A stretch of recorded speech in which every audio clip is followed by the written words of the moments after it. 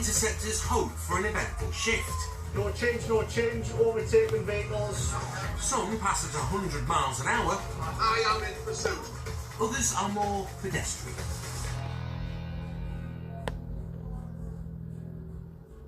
I think I prefer night shifts when there's no traffic on the road and you can be more proactive and have a mooch round, look for your naughty burglars and your thieves. Whereas day shift, you tend to be stuck in traffic like we are now. Bagging baddies is all about timing. Being a criminal's quite a good job really, because they don't get out of bed on a morning. They sleep until lunchtime. It's an ideal job, but most of the world's got scruples and morals, so they don't do that. They actually go out and work for a living. Day shifts are fine for traffic jams and paperwork. Night time's where the action is. Alright, hey, I'm not bothered. Come on, hey, who are you threatening? Who are you threatening? Give me your keys while I check it out. An hour into his night shift, and a routine stop for Lee Wilson has already turned nasty. Who are you threatening? So you know where I'm lives. Who are you threatening? An aggressive driver has brought up Lee's family. Alright, well you stop your threats now, lads, I'm going to lock you up. Alright, that's your first and last warning, do you understand? If anything happens to my parents' address, alright, you're going to be the prime suspect now. It's threatening to be one of those nights. I'll tell you what, my mother's tougher than me. We do not get paid enough to take any sort of violence, any sort of abuse when you're with your family off duty. Personal threats are always disturbing, but there's no time to dwell on that now. Lee spotted a speeding Mercedes. This white Mercedes thinks they're entitled to drive in excess of the speed limit for the area. Lee's dreamed of being a cop since he was 8, back when Bodie and Doyle were throwing their Ford Capri around in the professionals.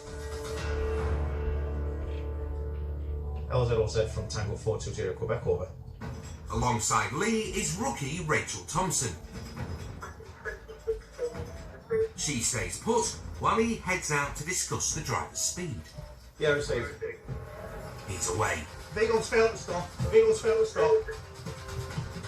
Tow down, maximum warp. Vehicle failed to stop. Right. Hamilton Road, advanced driver. CPAC trade and an unmarked vehicle.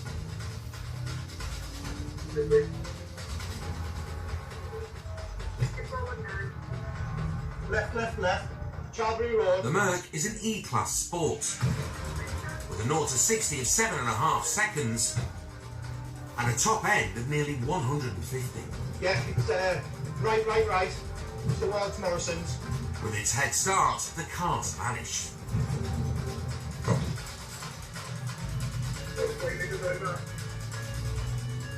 Stand by.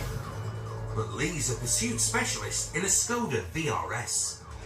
Skoda jokes are old news. This is also a 150-mile-per-hour car. As Lee races to catch up, he spots the Merc. It's gone through the estate. It's double back. It's temporary held. It's a left. Onto Ormsby Road. Speed 60. Can everyone authority CPAC tactics? Now it's a race to catch the performance car. Yeah, it's still Ormsby Road towards a roundabout with Sandringham. Speed 50. It's 4 up. Females in the back. A white male driver. Slowing for the roundabout. On the roundabout. Speed 20. Looks like the driver's getting cold feet. Pulled into a bus stop. Stand by. We've been here before. Yes. But this time, he's going nowhere. Get out. Get out. Now. Get over it. The driver's in cuffs, and one of his 3 passengers is in hysterics. Please, get out of my bed! Why did he stop? Because I need to go to the hospital. I'm losing my belly. It's an absolute... You want to go to hospital? Right, you're under arrest for dangerous driving, failed to stop for police. Alright, suspicion of theft of motor vehicle at this moment in time. That's it. Really. Rachel deals with the stressed out girl. I've literally just got out of the hospital from whiplash. Reinforcements handle the other two passengers, one of whom is pregnant, and Lee takes the driver. Who's the one that's just failed to stop? Yeah, I know. Been driving dangerously. Right, I require you to provide me with a specimen of breath by means of an approved device. I can smell alcohol on you. Alright? He admits to a pint. Take a big deep breath and blow until I tell you to stop. Keep going, stop. That's it. While Lee waits for the breathalyzer, the stressed out girl protests the innocence of the male passenger.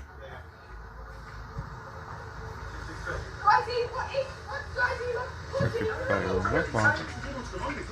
Could be fail. Not bad fail. And reiterates her need for medical attention.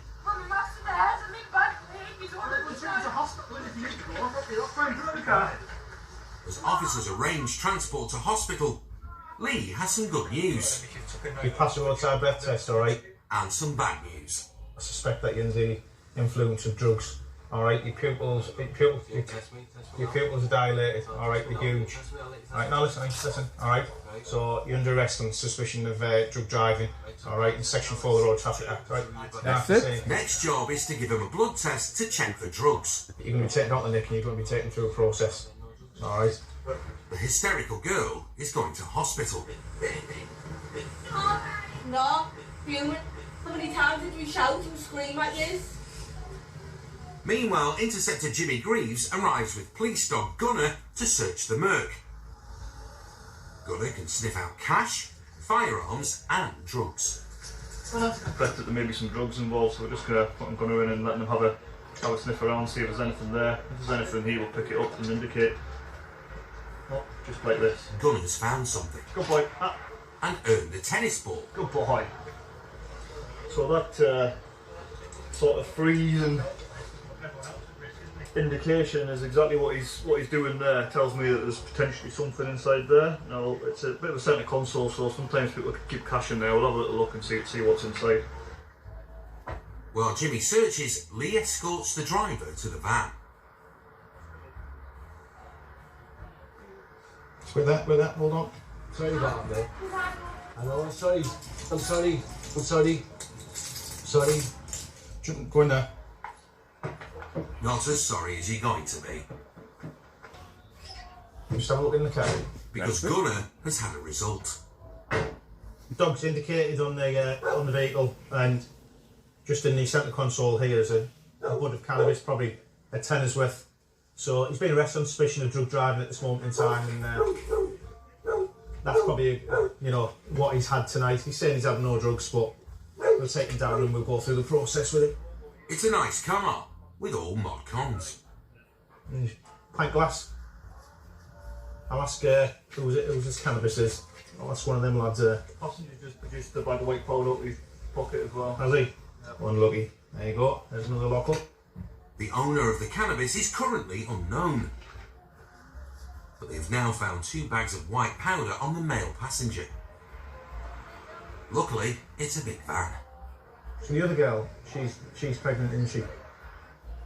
Given the situation, Lee thinks it's wise for the pregnant woman to follow her friend to hospital. And at least you've covered it, haven't you? If they're released, you'd say everything's all in order and baby's alright. You've done your bit, haven't you? Alright, hope everything's okay. I won't tolerate people driving like that. And, her parents, if they find out that she's been in this vehicle and he's driven like that, I'm sure they'll have a few things to say to him. And rightly so. A car chase, threats to family, coke, weed and a pregnancy. It's been one hell of a shift.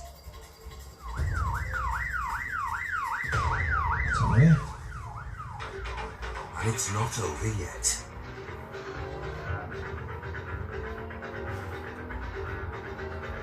Sounds like there's a police officer's asking for some more units and they're coming from quite a distance away, so it'd be wrong of me not to turn up and see if I can assist until they arrive.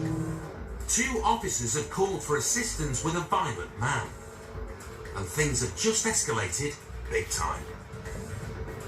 We've got the police officers pressed his emergency button now. Every copper has an emergency button on their radio.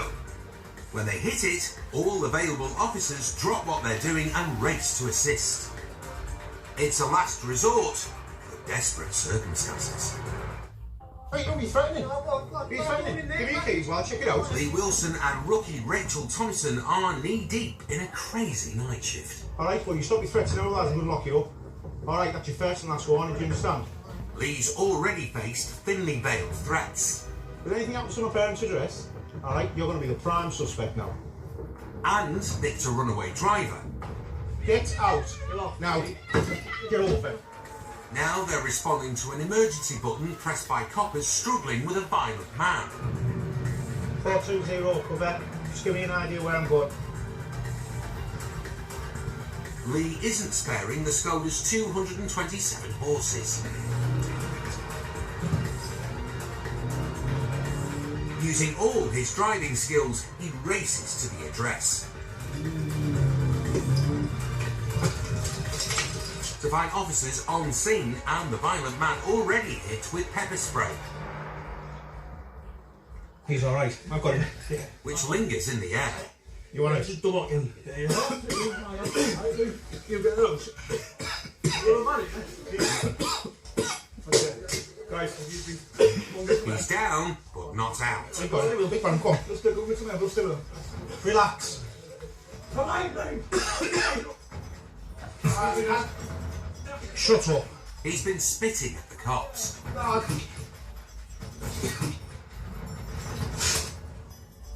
Spitting blood. It takes 6 officers to wrestle the violent man out of the house.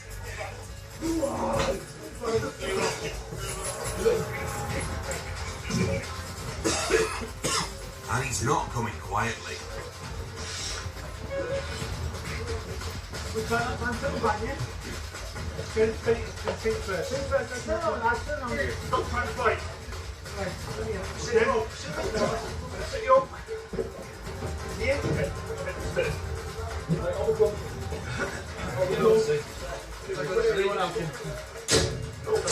That's it. The violent man is going now.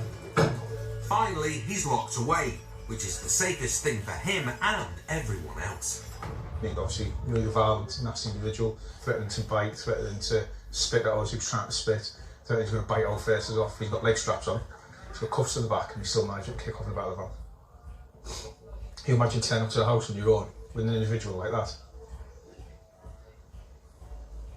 You know, it's nasty and it's frightening.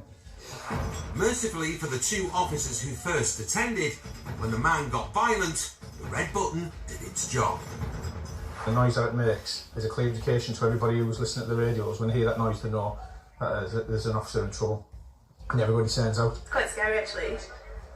Didn't really know what to see. It was like, I think it's like spitting blood. It's quite, yeah, not very nice to see. But luckily he's in the van now, so. Tonight's been a baptism of fire for rookie Rachel. It's certainly an eye-opener for you, because that's something that, in reality, is something that you're going to be faced with. But you know, you could have any size police officer turn up to an incident like that. You know, not every police officer's like 6'2" and you know gyms it every single day. It's frightening. It may have taken 6 coppers to restrain him, but it took 1 court to convict him. The violent man pleaded guilty to assaulting 2 police officers. He was ordered to pay £305 in fines and costs. As for the runaway Merc driver, he was charged with dangerous driving and also drug driving, after a blood test discovered cocaine in his system. The male passenger was cautioned for possession of cocaine. No action was taken over the aggressive man in the Range Rover pulled over at the start of the evening.